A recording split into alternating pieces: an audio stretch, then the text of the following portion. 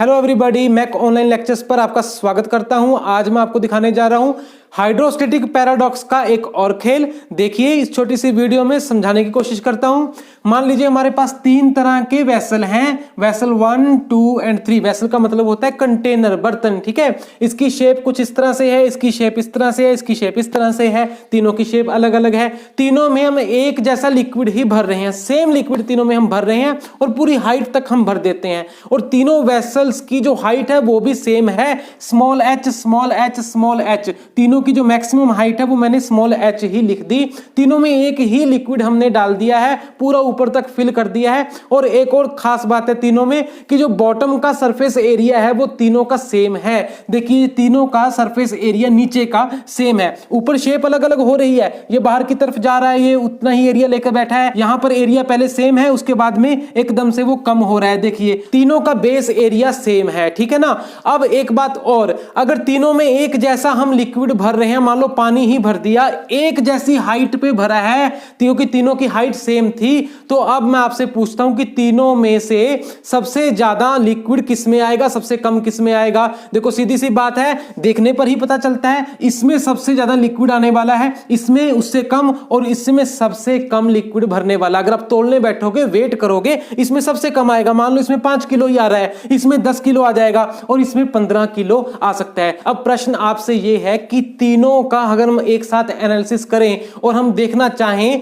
कि ये जो बॉटम सरफेस है, तीनों का जो तल है नीचे का, उनमें सबसे ज्यादा फोर्स, प्रेशर फोर्स किस केस में लगेगा, इसमें लगेगा या इसमें लगेगा या इसमें लगेगा, या फिर तीनों में सेम लगेगा, क्या लगेगा। तो आपका जवाब शायद होगा कि भाई इसमें 15 केजी लिक्विड आ रहा है तो इसमें सबसे ज्यादा फोर्स लगेगा इसकी सतह के ऊपर, और इसमें इस बॉटम सरफेस के ऊपर उससे कम फोर्स लगेगा क्योंकि 10 किलो था, इसमें तो सिर्फ 5 किलो पानी है। इसका मतलब है इसमें सबसे कम फोर्स लगेगा नीचे के सरफेस के ऊपर। ये शायद आपका जवाब होगा। एक लेमैन का जवाब भी यही होगा जो कि कॉन्सेप्ट्स को नहीं समझ पाता। लेकिन यहां खेल है हाइड्रोस्टैटिक पैराडॉक्स का, और जिसके रूट में क्या है, एक फंडामेंटल इक्वेशन है फ्लूइड स्टैटिक्स की, जो आपको जवाब देने जा रही है इस प्रश्न का कि तीनों में बॉटम के ऊपर सबसे ज्यादा फोर्स किसके ऊपर लगने वाली है। तो देखिए, बड़ा मजेदार होने वाला है। देखिए, fundamental equation of fluid statics कहती है P is equal to P atmospheric plus WH। ये होती है वो expression P is equal to P atmosphere plus WH। यहां पर P एटमॉस्फेयर क्या है, जैसे देखो ये ऊपर एटमॉस्फेरिक प्रेशर एक्ट कर रहा है। तीनों कंटेनर्स के ऊपर का जो सरफेस है वो फ्री टू एटमॉस्फेयर अगर हमने बनाया तो ऊपर एटमॉस्फेरिक प्रेशर लग रहा है, वही P एटमॉस्फेयर है। और W क्या है, स्पेसिफिक वेट ऑफ लिक्विड। इसमें जो भी आपने लिक्विड भरा है उसका एक स्पेसिफिक वेट होता है, wait per unit volume property होती है जिसको स्पेसिफिक वेट बोलते हैं। और H क्या है, कितनी हाइट तक आपने वो पानी या लिक्विड कुछ में कंटेनर में भरा है। ठीक है ना। तो यहां पर अगर आपने H सेम रखा है, एक जैसी हाइट तक तीनों में लिक्विड भरा है और तीनों में एक ही लिक्विड भरा है, इसका मतलब H भी सेम है तीनों के लिए, W भी सेम है तीनों के लिए, क्योंकि W प्रॉपर्टी होता है स्पेसिफिक वेट ऑफ लिक्विड। तो अगर तीनों में लिक्विड सेम है तो W भी सेम हो गया, H भी सेम है, P एटमॉस्फेयर तो सेम ही है तीनों में। इसका मतलब है अगर हम ये बॉटम सरफेस की बात करें, बॉटम बॉटम बॉटम, जिसके ऊपर H हाइट तक लिक्विड भरा है, तो तीनों ही केस में बॉटम के ऊपर जो प्रेशर लगेगा वो सेम लगेगा, क्योंकि ये तीनों टर्म्स P एटमॉस्फेयर, W और H तीनों के लिए सेम है। इसका मतलब है P आपके लिए सेम है, P is equal to P1 is equal to P2 is equal to P3। यानी कि बॉटम सरफेस के ऊपर कितना प्रेशर लगेगा तीनों के केस में, P1 P2 P3, वो सब के सब सेम होने वाले हैं इस पर्टिकुलर केस में। ठीक है ना। अब देखिए, अब हमारे पास प्रेशर होता है फोर्स पर यूनिट एरिया।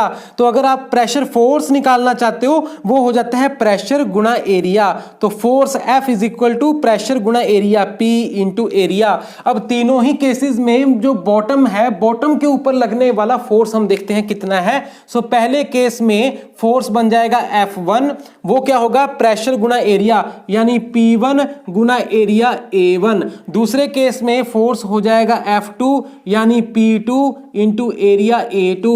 तीसरे केस में फोर्स हो जाएगा F3, यानी P3 इंटू एरिया A3। बस हो गई सारी कहानी सॉल्व। देखो पहले केस में P1, दूसरे में P2, तीसरे में P3 जो बॉटम पे लगने वाले प्रेशर हैं, बट P1, P2, P3 सब के सब सेम है, सारे इक्वल ही है। ऐसे ही A1, A2, A3 तीनों के बेस एरिया सेम है, हमने कंटेनर ही ऐसे लिए हैं। इसका मतलब है F1, F2, F3 ये सब के सब सेम होने वाले हैं।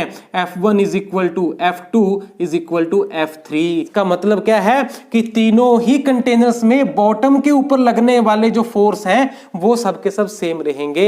है ना मजेदार। तीनों में पानी की क्वांटिटी अलग अलग आपने डाली, इसमें 15 किलो, इसमें 10 किलो, इसमें 5 किलो, लेकिन तीनों के केसेस में नीचे जो आपके फोर्स लग रहा है बॉटम के ऊपर वो एक जैसा लग रहा है, उसमें कोई फर्क नहीं है। यही है हाइड्रोस्टैटिक पैराडॉक्स का खेल। क्यों इंटरेस्टिंग लगा ना आपको और समझ में भी आया ना? नीचे डिस्क्रिप्शन बॉक्स है, उसके ऊपर क्लिक करके अलग अलग वीडियोस का आनंद लीजिए, देखिए। अलग अलग कोर्सेज में, टेक्निकल कोर्सेज के इनफैक्ट लेक्चर्स पड़े हुए हैं, सीरीज पड़ी हुई लेक्चर्स की पूरी की पूरी प्लेलिस्ट पड़ी हुई है। तो चैनल को सब्सक्राइब जरूर कीजिएगा, देखते रहिएगा, बने रहिए मेरे साथ। Thank you very much.